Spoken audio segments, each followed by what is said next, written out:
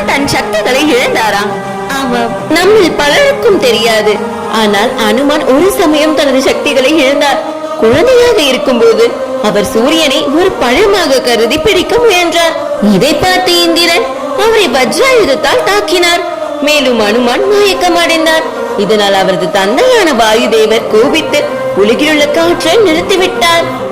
உலகத்தை மீட்க தேவர்கள் ஹனுமானுக்கு வியப்பான சக்திகளை வழங்கினார். ஆனால் அனுமான் சிறு வயதில் அதிகமாக விளையாடி முனிவர்களை தொந்தரவு செய்ததால் அவருக்கு ஒரு சாபம் கிடைத்தது. அவர் தனது சக்திகளை மறந்து விடுவார். ஆனால் யாரோ நினைவூட்டினார் மீண்டும் பெற்றுக் கொள்வார் என்று.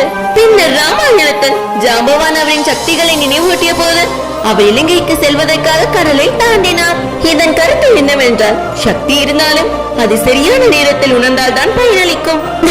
லைக் பண்ணுங்க, கமெண்ட் பண்ணுங்க, சப்ஸ்கிரைப் பண்ணுங்க.